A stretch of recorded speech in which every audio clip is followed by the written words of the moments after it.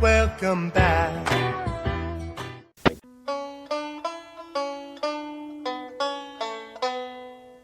Hey, Stanley, Yeah, George? how'd you like your own TV show? Hey, I got something to mail you out. Oh, you be careful now, you hear? Before you go and say something you're gonna regret for the rest of your days. Like what? Like the wrong kid died? Oh, no! Hey everybody, welcome to this episode of The Wrong Podcast Died. I'm Brian. And I'm Rod. In this episode, we're taking a scenic trip down the river with a group of friends to enjoy wilderness, right? Yeah, kind of enjoy it until you get to a certain spot.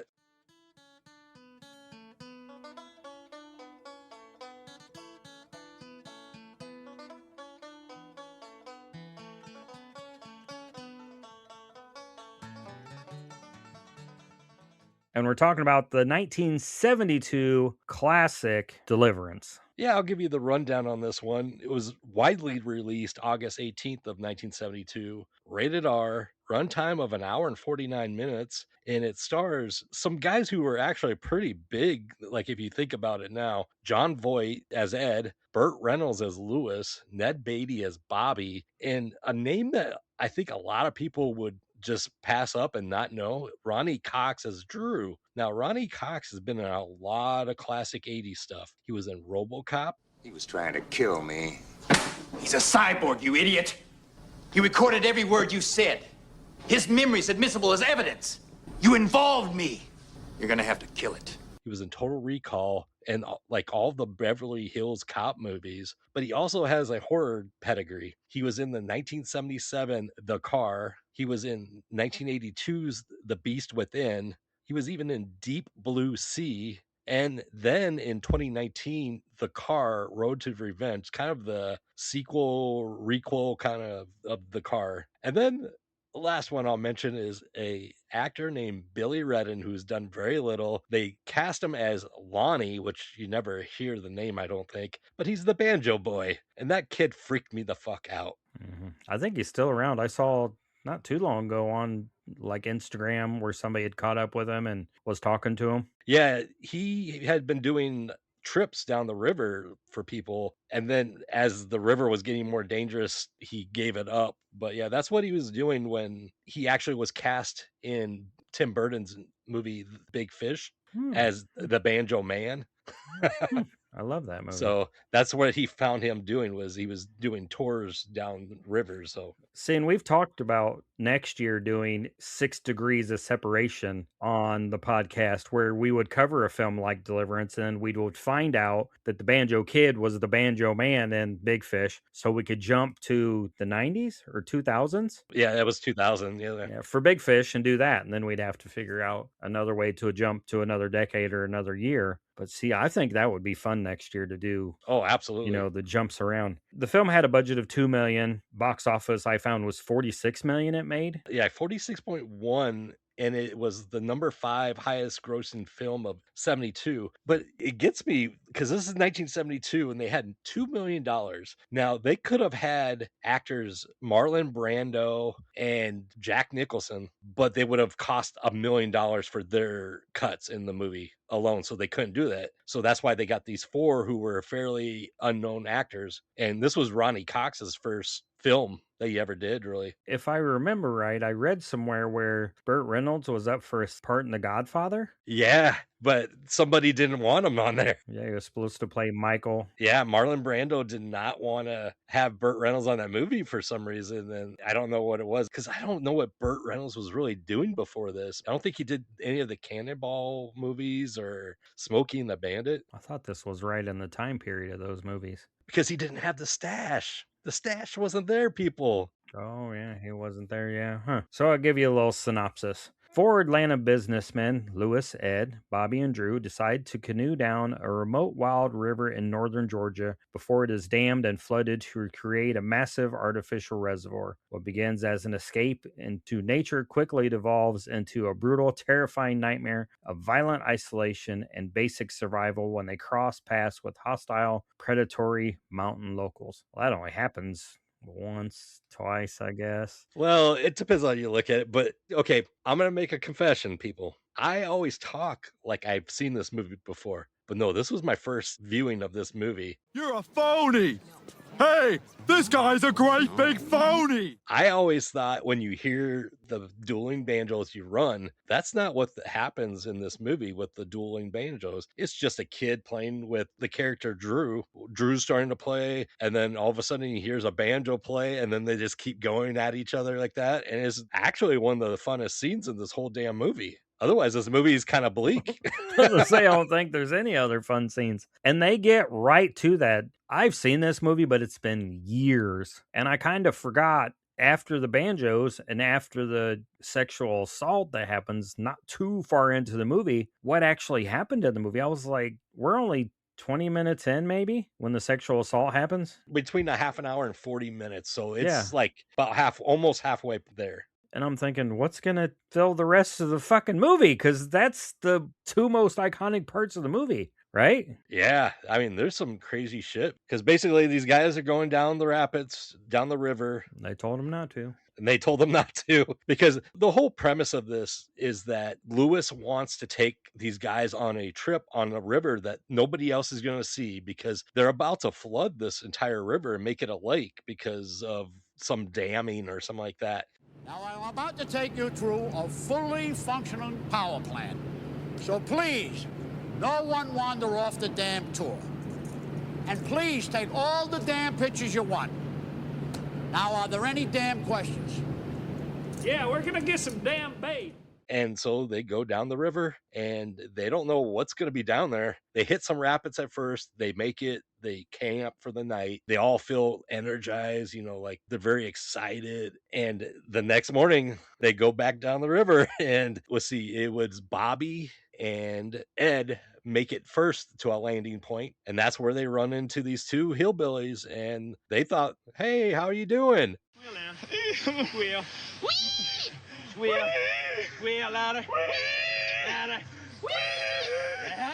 So Ned Beatty, that is Bobby, he's told to undress completely, and the other gentleman is tied to the tree by his neck. The one hillbilly or mountain person has a gun, and one proceeds to chase Ned Beatty's character around and sexually assault him and tell him to, I think at one point he says, Look like we got us a sow here instead of a boar. and he proceeds to sexually assault him. I always thought from my previous watches, it's not pleasant, but I thought it was way less graphic than I remember it. They didn't really show a lot. They didn't really show thrusting, which was good, because back in that time, it might have been rated X if they did. Yeah. So then Lewis comes with his bow and arrow. He's using a bow and arrow to shoot fish and, try to shoot animals. And he shoots the one guy and kills him. Like it was a through center mass, kills the guy. It takes him a little while to die. Oh, yeah. Then he dies. The other guy they chase off. He runs away. But then they have this stupid argument about what they're going to do with the body. I wanted to punch that motherfucker. Rodney Cox's character, Drew. Yeah, I was like, you're going to sleep with him. This guy just was going to kill your two friends. He raped the one guy. Yeah. And you want to take him to the police? I'd have chopped his ass up in little pieces. He'd have never been found. That was the weird thing about this, is that supposedly he was set up to be the morality of this group. Because later in the movie, they'll say that He was the best of us. Amen. But man, yeah, I mean, here's where it was. He did not live in reality. He did not know that if you go in front of a hillbilly jury, they were going to hang you if you got to the courthouse. To spoil it at the end, the police are kind of digging, really digging to try to find out what happened and where this deputy's cousin is. Because his cousins, they went hunting and they ain't been seen for a couple days. You boys didn't run into him, did you? Right. And then their stories change a little bit, but I don't know how else you could have told it. I mean, I would say that there was a lot of confusion. And once you told them that one of your friends died, I mean, what else are you supposed to tell them? Mm-hmm. Did they ever tell him that their friend died? They told him he drowned and then they couldn't find his body. They must have, because they found the fourth life jacket and they go, where did this life jacket come from? And then Ed tells the truth, honestly, for once, and says, how come y'all end up with 4 life jackets? Didn't we have an extra one? No. Drew wasn't wearing his. Well, how come he wasn't wearing it? I don't know. because as they're going down that final rapid, Drew is up front with Ed, and he's not wearing it, and he's not listening to a word Ed is saying to him. When they said he got shot, but I don't remember ever hearing a gun go off or anything. And he acted like he just morale hit him. His conscience hit him and he couldn't deal with it. So he jumped in the fucking river and down he went. Because they find him later on. That's probably the most horrific part of the whole fucking movie, when they find his body. Yeah, it's all kind of arm mangled up. Yeah. And Like, oh, that's some good special effects there. It had some really good special effects. so here's some of the interesting trivia that I found on this from IMDb is that there was really no stuntman. The 4 actors basically did their own stunts. So here's some of the things that happened with Ned Beatty while filming in that white water canoe scene. He was thrown overboard and was sucked by a whirlpool. And one of the production assistants dove in to save him. He was down there for like 30 seconds, like underwater. And it was just kind of crazy. And the other thing, Ned Beatty's the only one who had any canoeing experience before this movie, which was insane. So, I mean, that's how they minimize some of the money on this, because ironically, they did not insure the actors in this. And it's kind of funny because when Burt Reynolds' character Lewis does a scene and he's going down that river and bumping his ass off of rocks, he actually cracked his tailbone. In the movie, he says, I broke my leg. He had a broken bone. It just wasn't his leg. Right. Yeah. And it's ironic because a line that he uses towards the beginning of the movie is, he says, I've not been insured in my life. I don't believe in insurance. There's no risk. And it's like, you got that one right. If I remember right, they wanted to film this in the Appalachians, like West Virginia or something like that. And the governor was like, no. So they went to the governor of Georgia and he agreed. And the film making so much money and then doing well at the box office actually helped push for the film industry board or whatever to be formed in Georgia. And we still see stuff today. Walking Dead, Family Feud's filmed in Georgia now. The new Family Feud. Weird. You see the Peach, the end of the shows? Oh, okay. Yeah, filmed in Georgia. So there's a lot of Wow. stuff filmed in Georgia nowadays. Well, to go back to when you were talking about him shooting himself. So that scene, John Voight actually was scaling that steep hill. I'm sure there was ropes or whatever. And one of the other interesting things during that scene, because it goes to night, it's showing that it's taking time to get up that mountain cliff. And so what they did to the picture was they distorted the color a little bit to make it look like it was going to night. They did all kinds of weird stuff to save money, but I always thought that $2 million would have been a lot of money back then. But if they would have gotten Jack Nicholson and Marlon Brando, it would have cost him $1 million, which, damn. Yeah, so you wouldn't have had any money. I mean, I'm sure you got to pay the crew and you got to have a couple canoes and all that business. It was the raft bids one shot. Did they have to reshoot any of those and get a new canoe? And yeah, I know there had to have been. Moving the church wasn't cheap, I wouldn't guess, unless they No. were in a town where they were actually moving the church. That was always interesting when I saw that at the end, because they eventually get to a town that's pretty much getting flooded right now. And when they go there, the church is like right at the water line. And then it's not until the three of them, Lewis, Bobby, and Ed, they're like, Lewis is in the hospital because he could have died. Almost did several times, I think. And Ed was in the hospital for a little bit, and Bobby was just relaxing with some old folks eating some good home cooked food. He's eating potatoes and this corn's magical or something Corn- along those lines. I was like, God. And then the other guy's crying, and they're all just Right. kind of looking at him like the corn ain't that good. Shit. Yeah, I mean, the ordeal that these men go through. They told him not to. Yeah. The Ginter brothers or whatever they were, they told him, what do you want to go down there for? Canoe trip? That's right, a canoe trip. What the hell you want to go fuck around that river for? Because it's there. It's there, all right. You get in there and can't get out. You gonna wish it wouldn't. But yeah, I mean, it didn't win any awards, right? Like, I couldn't find. I don't believe so. I think it was nominated for several, but I don't think it won anything. I mean, it's pretty iconic, though, for that dueling banjos, which the kid wasn't even playing the banjo. He didn't know how. Some guy was like behind him doing it for him. I'm sure later in life he learned, but that and that squeal like a pig boy. Okay, so that's another interesting thing. That line was created by Ned Beatty. I think he just didn't know it was going to be used on him. Really? because it's based on a book by James Dickey. He wrote the original novel and the screenplay, and he was in the end. He was Sheriff Bullard. Oh, He made a cameo as Sheriff Bullard. Huh. So I was like, oh, that's cool. But it's weird in 1972 that this film did that well, though. Don't you feel like? yeah. But maybe it was that time period where Hollywood was going more violent and more different. Yeah. You know what I mean? Because this is borderline horror movie. Yeah. Yeah. I mean, and I'm sure it Wrong Turn and some other stuff, you know. You mean what Banjo Boy turned into? Yeah. But you know what I mean? People probably watch this and they'll have eyes and are like, let's make some redneck killers. And this was that time period too, where if you've ever seen Joe Bob Briggs, How Rednecks Saved Hollywood, where it was like, well, African Americans aren't the villains anymore. Nazis aren't the villains anymore. There's a couple other people in there that weren't the villains in Hollywood anymore. So rednecks became the villains because they, you know, Hollywood needs somebody to be the villain in everything. Right, yeah. You know, it helped push like, okay, the Nazis are gone. And, you know, it was like in the 50s, a lot of movies had, you know, African Americans be the villains, you know, and then we went to the Nazis and then I don't remember what, maybe like the punks were in the 70s, the hippies in the late 60s, early 70s, the hippies. Hey, come around here again, I'm gonna call the fucking cops. Dirty fucking hippies.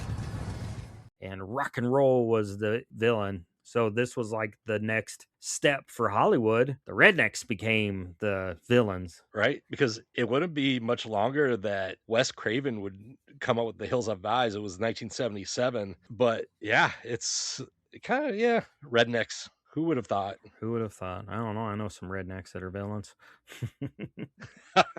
We should probably rate it because yeah, I made the mistake last episode with the Masters of the Universe. Brian brought up, should we rate it? And I go, wow, let's do this or that or whatever first, and then we forgot about it. Sorry, folks. So I'm going to rate this 4.25. So that's still an 8.5 out of 10, right? 4.25.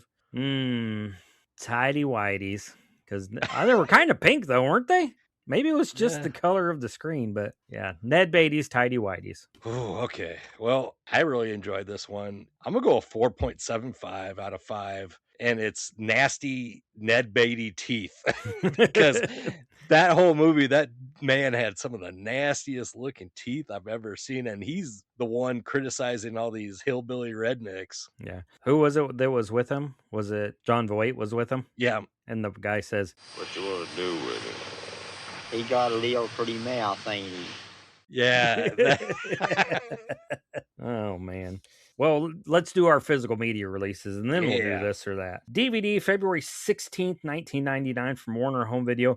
I'm sure it had a VHS release or several of them before it got to DVD. Blu-ray Deluxe Edition from Warner Home Video on September 18th, 2007. And 4K UHD, whatever that means. I think it's just 4K. It's normally in packs, though, with other films and anniversary editions. So I don't know that it has a 4K release of its own. Because I thought I owned this movie because I thought I picked it up at Goodwill at some point on DVD. No, I didn't.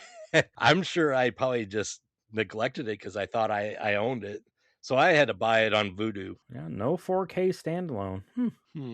Somebody should pick it up. Oh, I guess it's only reached 1080p resolution on standard Blu-ray. Wonder who did that. Let's see if it was a boutique. No, looks like just a standard Blu-ray release. You can grab it on eBay for $6. Wow, that's crazy. Some of the shit they put out on fucking 4K, and that Dirty Work has a fucking release on 4K and Deliverance don't. Yeah, wasn't that a Vinegar Syndrome special edition? Yep, yeah, that's super expensive now because so no 4K release. So just Blu-ray. Sad. Yeah. Hey, let's do a little of this or that. This or that. This or that. This or that. This or that. It takes two to make a thing go right. It takes two to make it outside. So I put 10 down because I was like, these are pretty good. And I don't know that I can make it to a list of 5, but I'll just go down the list and kind of pick my favorites out. From 1977, you had already mentioned it, The Hills Have Eyes. A suburban family on a road trip becomes stranded in a desolate desert testing range, hunted by an isolated clan of mutated savages. And this got a remake in the 2000s, a 1 and a 2. Yeah, like 2008, 2010. And yeah, I actually think I seen the remake before I saw the original. And the remake's good, but gory as all get out. And the second one, it's just a, gore fest. Yeah, it's like a group of military. Yeah, it's a group of military that, yeah. Oh, let's see. We'll go with this one. Texas Chainsaw Massacre from 1974. 5 friends traveling through rural Texas fall victim to a bizarre, brutal family of cannibalistic outcasts. Solace family. Yeah.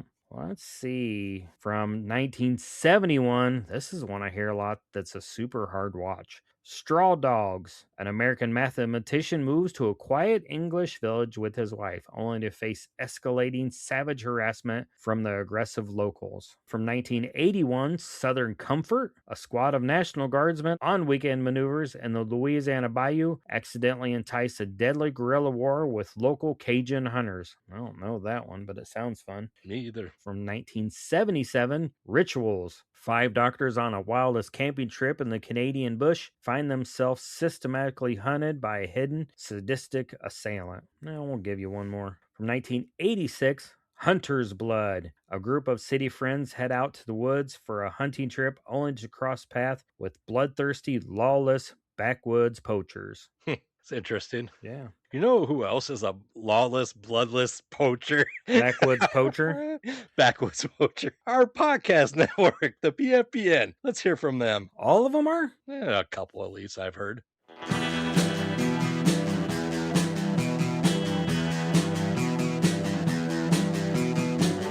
You're listening to the Prescribed Films Podcast Network, home to hundreds of hours of free podcast entertainment. The shows on this network all have a common goal: providing you with the best discussions about movies and other forms of entertainment media. The PFPN hopes to fill your earholes with audio joy. Visit our website with links to all the other amazing shows at www.thepfpn.com. Thanks for listening.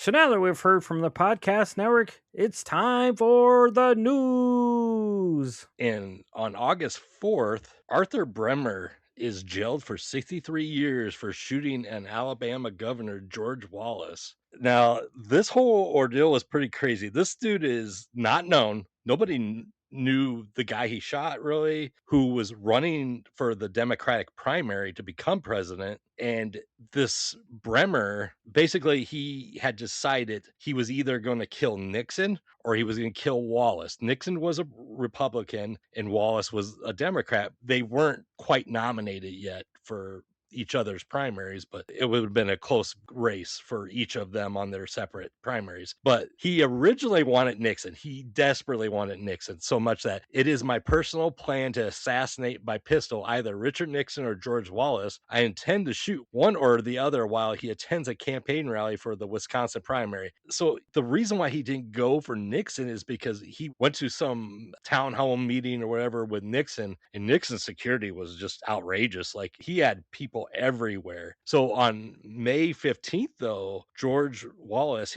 first Wallace went to Wheaton, Maryland, to the Wheaton Plaza shopping center, because that's where the governor of Alabama was going to do his, talk to the people over there. And so Bremer went there, but Wallace was being heckled by everyone in the crowd. Like, people were throwing tomatoes at him. So he never did the handshakes or anything that Bremer was planning on shooting him then. But he later that day went to Laurel Shopping Center in Laurel, Maryland. And at approximately 4 p.m., Bremer eventually just pushed his way forward to the line. He aimed his .38 revolver at Wallace's abdomen and opened fire. He emptied the weapon before he could be subdued. He hit Wallace 4 times. Wallace fell back, lost a pint of blood. He went into a mild state of shock. One bullet lodged into his spinal cord. The other hit Wallace in the abdomen and chest. So there was 3 other people were wounded also unintentionally, a state trooper, then there was Wallace's bodyguard, and then there was one of his campaign volunteers that got shot too.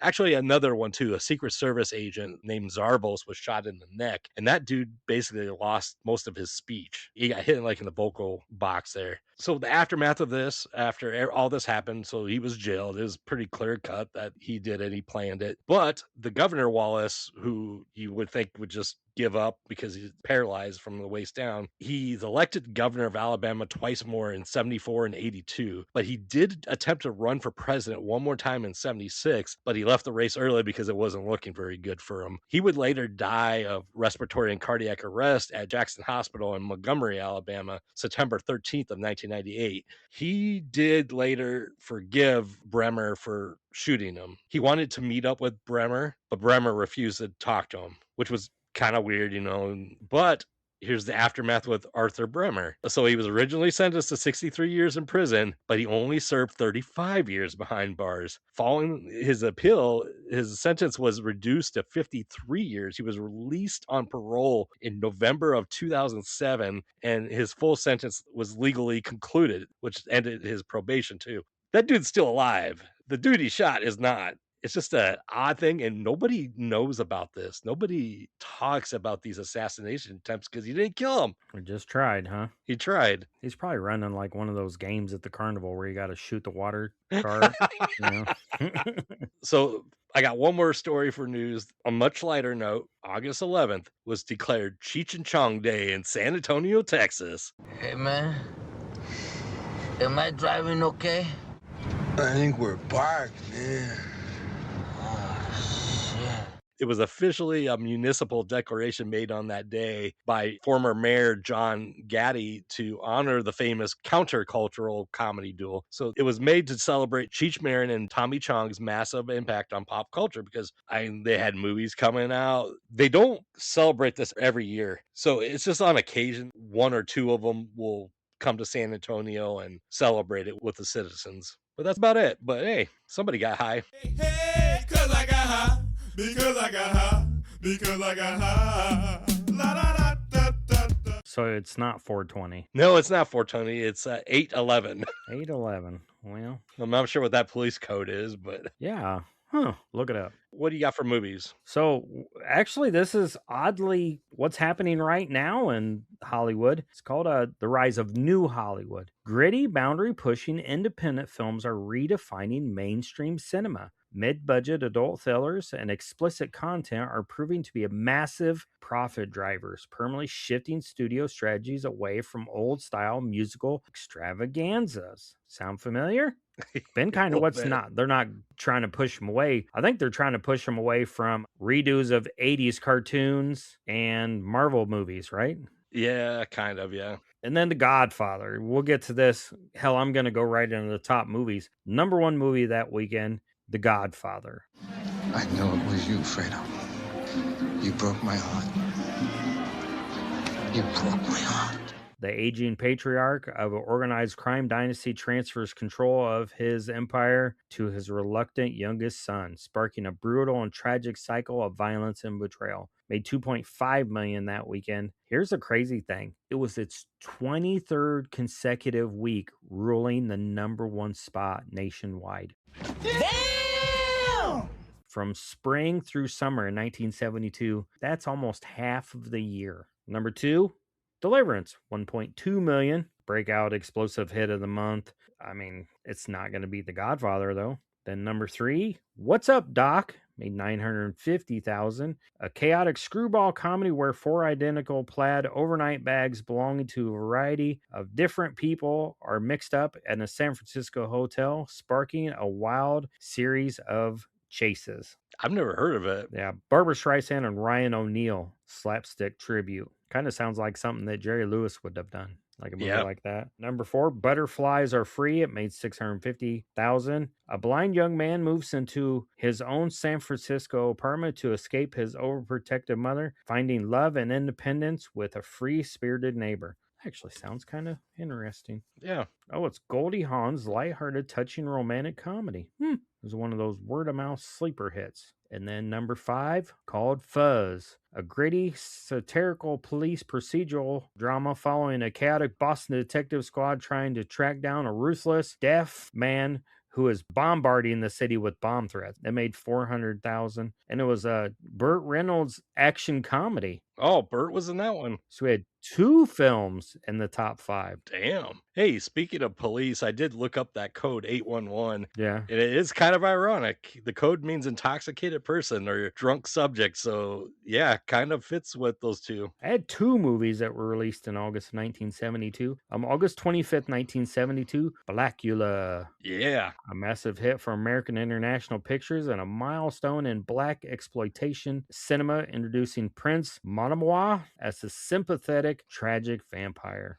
And then from August 30th, 1972, Yep. I know what you're going for. Last House on the Left. Deeply controversial, highly shocking directorial debut that brought extreme raw realism to the exploitation horror subgenre. Some good movies. Yeah. I watched Last House on the Left not too long ago for the first time, and I was like, thought there'd be more. But I have to realize it's the 70s. Yeah, because I think I had seen the remake before I saw the original, and I found the original to be a little comedic at points. Yeah, not on purpose, but after you... No, just the way after you've shot. Yeah, you've lived through the 80s and 90s and the 2000s and Rotten.com and Face of the Death, you're like, oh, that wasn't too bad. Right. But in 1970, like, people are like, what the fuck? What do you got for some TV news? Oh, the great shift to social realism. The network television landscape is undergoing an aggressive overhaul. Wholesome rural comedies are out. Sharp, socially relevant sitcoms tackling racism, politics, and the Vietnam War are taking over primetime ratings. The top 5 shows: All in the Family on CBS, Sanford and Son on NBC,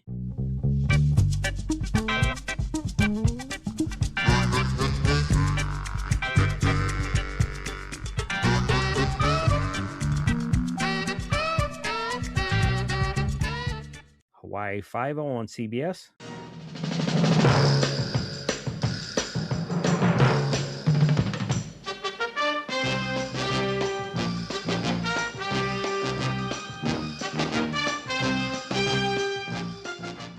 Maude on CBS, and Bridget Loves Bernie on CBS. I don't know that one. No. I love Sanford and Son, though. And some censorship battle lines. CBS executives are reportedly sweating over the upcoming scripts for Maude, a spinoff of All the Family, which is set to premiere in September. That's kind of funny. Yeah, whispers around Hollywood suggest the show plans to tackle highly controversial women's liberation topics that will test the boundaries of network censors. That's kind of funny that All in the Family, it actually spawned The Jeffersons too, which is another show about racial tensions and interracial relationships. Yeah.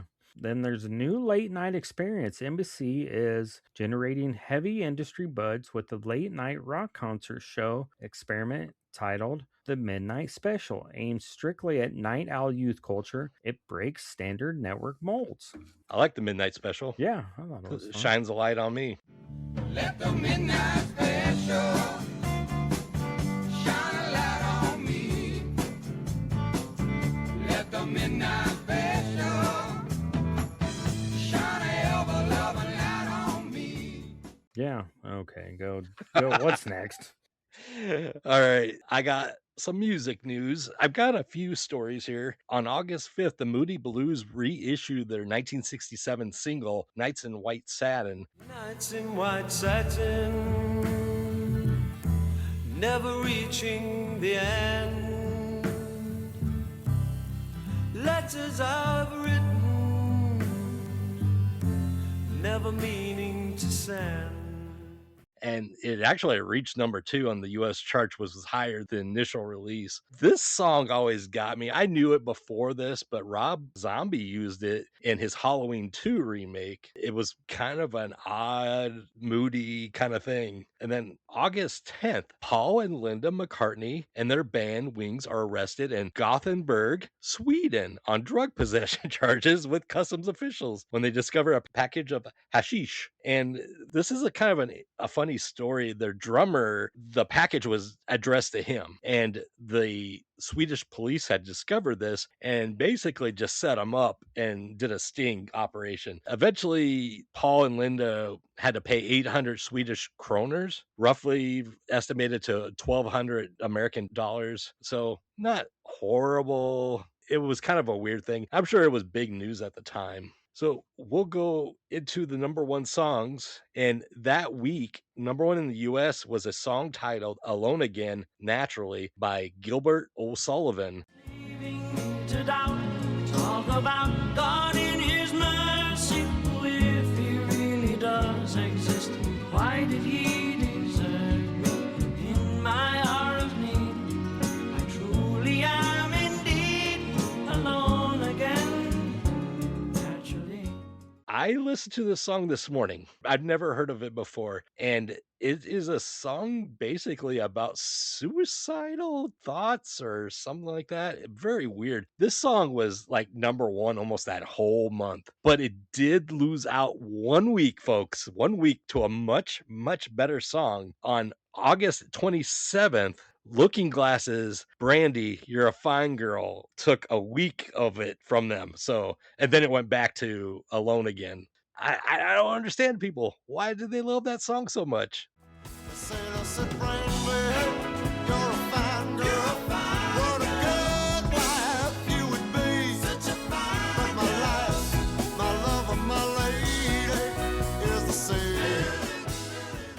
I don't know, because I love the song Brandy. Yeah, that was a great song. And it even got, put into a new generation with Guardians of the Galaxy, but a much better song. I feel like the British sometimes have better taste than we do in the US on music, because School's Out by Alice Cooper was number one in the UK.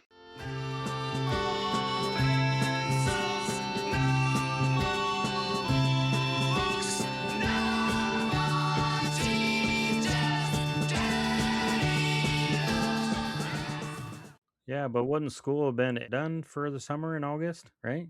I would have thought so, but these kids love that song so much. The number one country song was called Bless Your Heart by Freddie Hart. Nah, never heard of it. Number one R&B is I'm Still in Love with You by Al Green. And then there really wasn't anything else. They didn't have any of our other alternatives or dance tracks really back then. So Back then, you have to make up your own. yeah. What do you got for sports news, Brian? Oh, so Major League Baseball news. San Francisco Giants pitcher Jim Barr was in the middle of a historic hot streak. By late August, he retired 41 consecutive batters across 2 separate games, shattering a Major League record that would stand strong for nearly 37 years. The unfortunate death of Ray Grunkel, a professional wrestler. The industry was shocked by the sudden passing of the popular heavyweight. Tragically suffered a fatal heart trauma in the locker room shortly after winning a brutal high-intensity match against Ox Baker in Savannah, Georgia. The Munich Summer Games are getting ready to start, set to open August 26th, and the match of the century in the World Chess Championship in Iceland, American Bobby Fischer and Soviet Boris Spassky has transformed a board game into a high-stakes front-page Cold War battle. The WWE champion at that time, Pedro Morales, the iconic Puerto Rican wrestler, holds the WWF Heavyweight Championship right in the middle of his historic 1,027-day reign, filling arenas across the Northeast Territory. So this is before WWE, so I don't know if what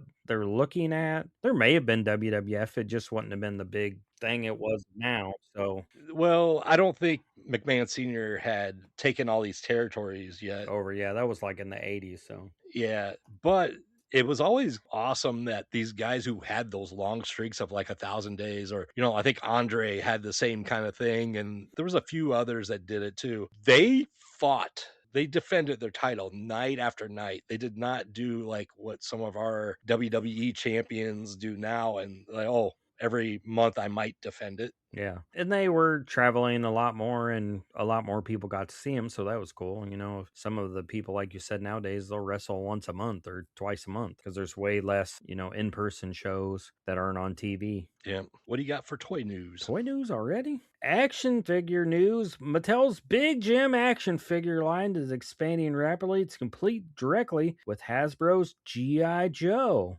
Industry rumors from the summer trade show reveals that Mattel is focusing heavily on sports and adventure rather than military themes to appease parents weary of the war image during the Vietnam era. The Toy Safety Act is putting massive pressure on top design houses. Celebrated toy designer Marvin Glass faces heavy media scrutiny as consumer advocacy groups target his classic toys, like early versions of the Etch-a-Sketch with its heavy metal plates, demanding safety standard overhauls for sharp edges and choking hazards. The absolute standout must-have toy of mid-1972. Take a guess. You'll never guess what this is. Man, I would have said Barbie, but Uno. Uno? While invented a year prior by an Ohio barber named Merle Robbins, 1972 was the exact year he sold the rights to a group of investors who formed International Games. By August, aggressive national marketing push turned his simple card game into an absolute household empire, flying off department shelves and fundamentally changing family game nights across the country. That's insane. Yeah, and of course, some other games were the G.I. Joe Adventure Team, because they had lifelike hair. I don't know where they got that at, but it had Kung Fu Grip. Everybody was kung fu fighting. Those kids were fast as lightning. Then there was the massive sellers, especially the Secret of the Mummy's Tomb and the Mobile Support Unit playsets. And there was a Mark's Big Wheel, the undisputed king of the sidewalk. The classic low-riding plastic tricycle with its massive front wheel was a definitive summer ride for kids across America in 1972. And the number one outdoor novelty toy of the summer was a giant floor mat version of tic-tac-toe where kids threw bean bags at plastic targets to flip them to X or O, called Toss Across. They still play those games to this day. I know, but they have the yard darts and they don't have like the actual dart on the end anymore. I'm like, that's no fun. Right, yeah. Yeah. How's it supposed to stick into people? Yeah. Yeah. So what's next? All right, I got some births. So August 1st, Devon Dudley, American professional wrestler. He wrestled for WWE, TNA, several places, was born in New Rochelle, New York. I want to reach through the table and slap you on the chest and say, Devon, get the tables. Yeah. August 6th, Jerry Horner, a.k.a. Ginger Spice of the Spice Girls, was born in Watford, England. Yo, I'll tell you what I want, what I really, really want. So tell me what you want, what you really, really want. I'll tell you what I want, what I really, really want. So tell me what you want, what you really, really want. I wanna really, really, really wanna zig a zig.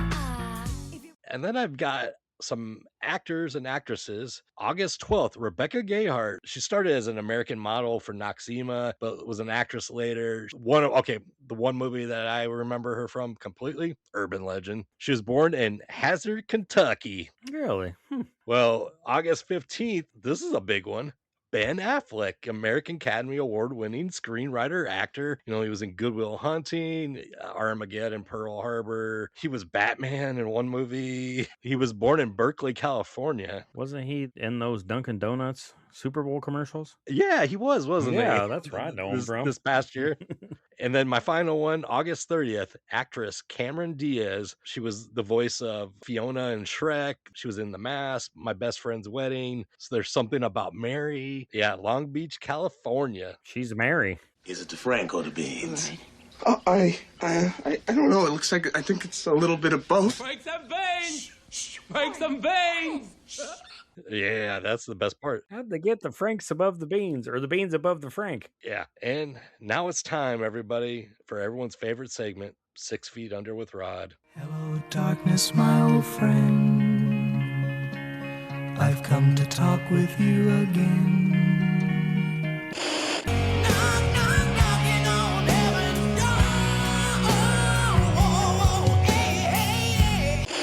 Maybe 6 feet is so far.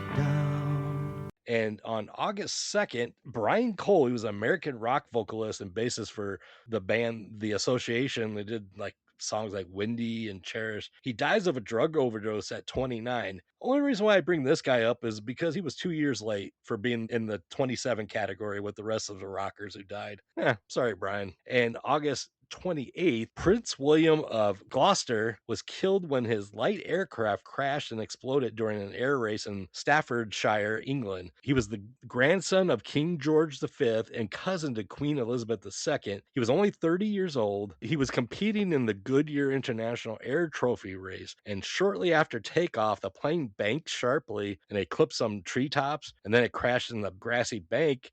But both Prince William and his co-pilot died in a fiery wreckage, so there was no way he was going to survive in that. And the kind of interesting thing with this one is that Prince Charles, who's now, is he the king now? Is he King Charles? Nobody really says. England's so freaking weird. You know, his eldest son is Prince William, and it was widely believed that he named him after this Prince William because he actually looked up to Prince William of Gloucester. So it's kind of interesting. And then I did go to September 5th, and that would have been the time pretty close that some of the Olympic stuff was going on, because there was a Israeli Olympic wrestling coach, Moshe Weinberg. He was murdered in Munich at the Munich Olympics. He was basically massacred by the terrorist group called Black September. He was 32 years old. But there was this group called Black September, and they went after some Israeli athletes and coaches and stuff. And Weinberg was the first victim because he sacrificed his life to help several of the other athletes before being shot. He was captured, but fought back against his attackers, and then he also misled the terrorists about the locations of some of the other Israeli athletes so that they can get away, which that allowed 2 men to break out of and escape while others hid. 11 Israeli athletes and coaches were ultimately killed during the tragedy, which this actually changed the Olympic security forever, because this group just got into the hotel where all these athletes were in, and they shot and then they threw the bodies out the window. Yeah, it was international news. Yeah. Did the Olympics continue after all that? Do you remember? I don't recall. That story was September 5th, and I would have thought that Olympics would have been done by then, but I don't know. Yeah, it's interesting. And because of that story, it's tragic. And to celebrate some peaceful quotes, I've got one from Maya Angelou. I don't believe an accident of birth makes people sisters or brothers. It makes them siblings. Sisterhood and brotherhood is a condition people have to work at. And then one other one from Albert Einstein: peace cannot be kept by force. It can only be achieved by understanding. Well, I understand that them guys had a gun and them boys had pretty teeth, so. That marks the end of our broadcast day here at The Wrong Podcast Died. Our transmission is powered by a frequency of 800 watts. We will resume our usual programming in 2 weeks. Until then, we bid you good night.